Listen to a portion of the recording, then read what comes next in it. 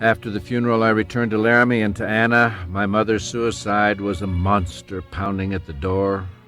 Locked behind the door, I barred it and shoved the furniture of my life up against it. I stood alone, bearing my conviction, staggering under the guilt of it, terrified of the punishment, and convinced that to plead for absolution was futile.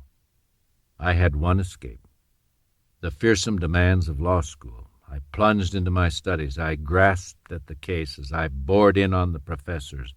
Dead to the living world, I was alive only to the dead law. I sat at our small table, my books and papers in disarray, my eyes blind to all around me. Often Anna dared not speak to me. Often I spoke to her only to scold her. Then she would disappear into the bedroom, and I would hear nothing of her for the rest of the night, and I too became lonely. The final exam in judicial remedies was administered in the law library by the professor. There were 10 essay questions. We had 4 hours. I wrote as if in a trance, trusting the almost unconscious mind to sort it all out, and when the professor called time, I had somehow finished. After that, I awoke. I was walking down the street toward home. That quarter, I faced other exams in contracts and torts and property. I became absorbed in the examinations, lost in the world of the law. Then the dreaded day came. I remember the ghastly bulletin board where the grades were posted. On that day, some students approached the board like prisoners, snatching their mandate of death from the warden's hand. Others walked up to the board with great nonchalance. Some just disappeared. I was afraid to look, and then I did. I got 3 A's and a B.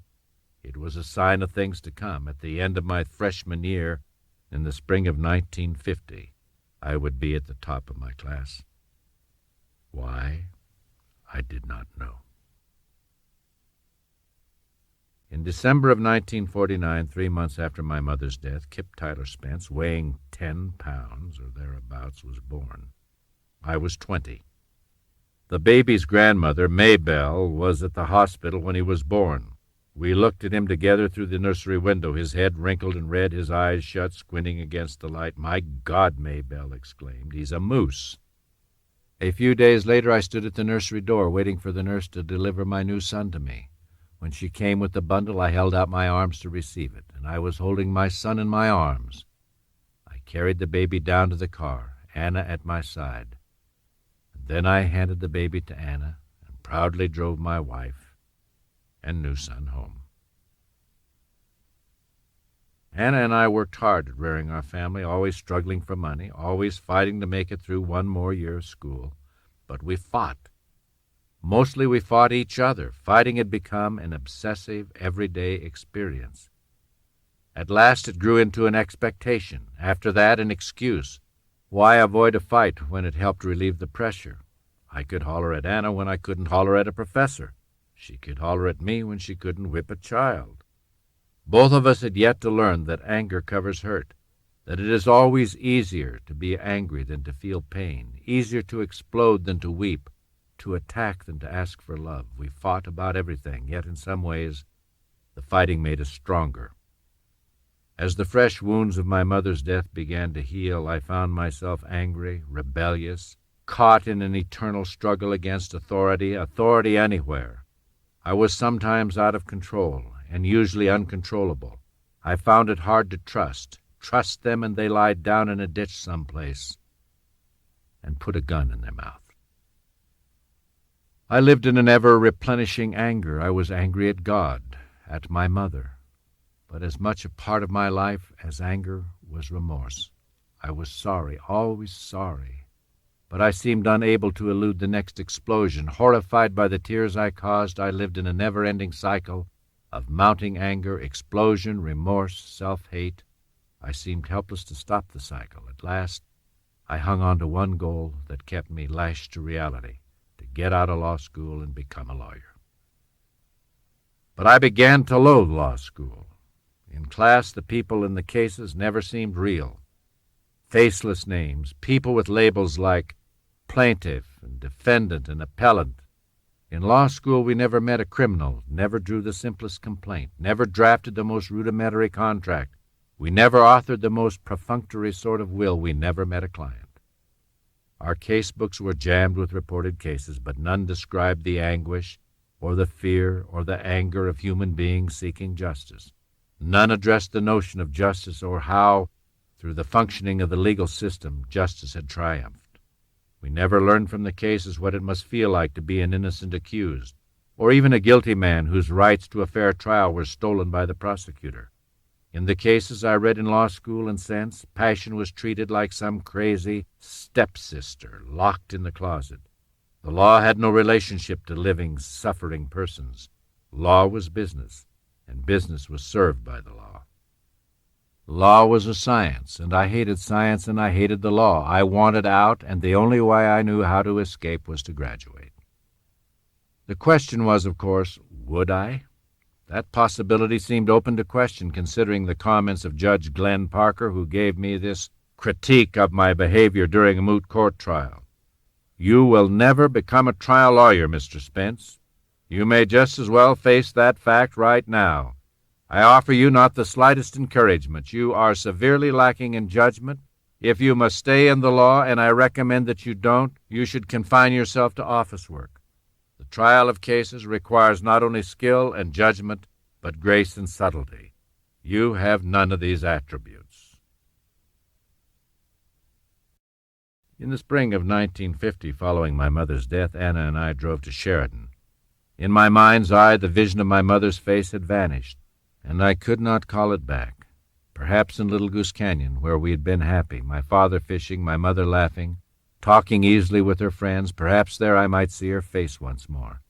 If I could find the exact pine where we sat, feel the same ground moist in the springtime, from renewed memories my mother's face would return. We drove up toward the head of the canyon, parked the car, and silently walked down toward the creek. I stopped at the great spreading pine above the creek, and I touched the bark and sat down on the ground. I looked around, but I could not see her. The flowers that spring, as far as the eye could see, danced and waved gaily in the pretty breezes, mountain bluebells, wildly pink geraniums, long-stemmed buttercups, dainty fuchsia shooting stars. That morning, reverently, carefully, I picked a large bouquet of flowers in memory of my mother. I held them close to my skinny chest, pressed them to me. Pop and Mom Rowe still lived in Sheridan. Mom Rowe had been close to my mother. They had labored for church causes together.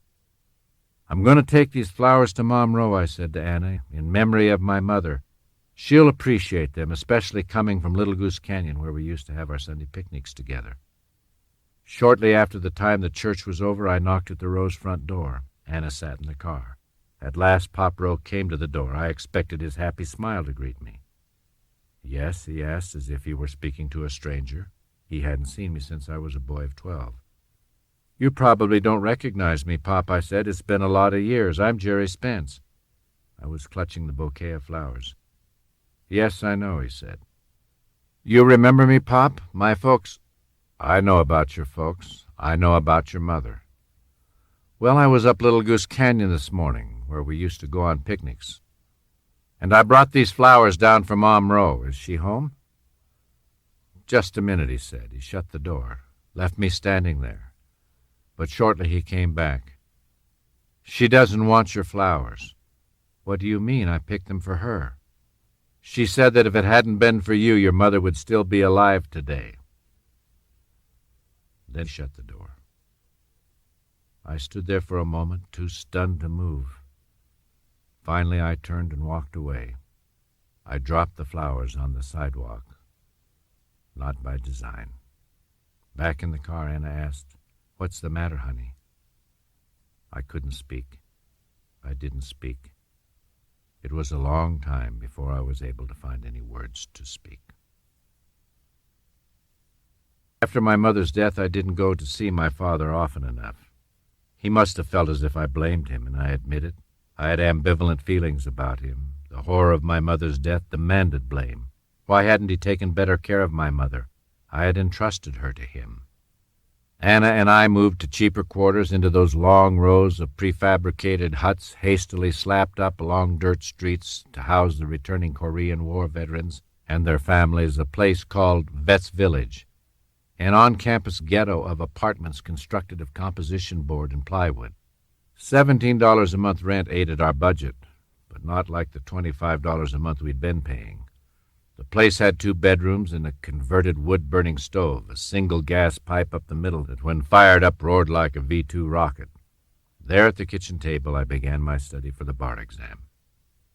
I'd graduated the top man of my class, but I refused to attend the graduation ceremonies. They could send me my diploma. Besides, I couldn't afford the cost of renting the gown, and underneath I knew I was a phony. I didn't know the law. I'd simply been able to outsmart the professors somehow. Christmas of 1951, Anna and I were well into this parrot business. Kippy was starting to toddle around. Huge baby, tall as a kid, twice his age. We'd cut down a Christmas tree, stole it right out of the national forest. Anna and I were giving each other presents that we needed, like socks and underwear. I studied endlessly, tirelessly for the bar exam, most often at the law library where I could escape the family diversions. I ate a nickel Snickers bar for lunch, carried a thermos of coffee, and all I was likely to digest the rest of the day was pure, no-calorie law. I was consumed by study. I slept little. I was married to the law, imprisoned by it. I had no wife, no child. Anna, already pregnant with our second child, Carrie, did not exist. Nothing existed but the law. I can no longer remember the questions on the bar exam. I have no memory of the lawyer who was in charge. And after I had turned in my paper, I knew I'd failed. I knew I couldn't fool the real lawyers, as I'd fooled the professors all those years. And I was right. I became the first valedictorian in the history of the Wyoming Law School to fail the bar. The real lawyers had caught me at last. Bar examination failure or two is often standard. Then, flunking the bar was more than a personal defeat. It was something more on the order of irreversible shame. The following August, at the insistence of Anna and her father, I trudged up to the university and took the bar a second time. Some weeks later, I got a call from the chairman of the bar examiners himself. "I want to be the first to tell you, Mr. Spence, you passed the bar this time with flying colors. Best paper we've ever had the privilege to read. Congratulations." I couldn't reply for a long time. How could I write the best bar paper they'd ever had the privilege to read and be the same stupid kid who dredged the bottom before? Must be a miserable joke, but I thought, if it isn't, I'd better say thank you before he changes his mind. "Thank you," I whispered. And then I started to cry. In the next afternoon's mail, I received the written notice on the official stationery of the Wyoming Supreme Court. I'd passed it all right. Finally, I had fooled the real lawyers, too.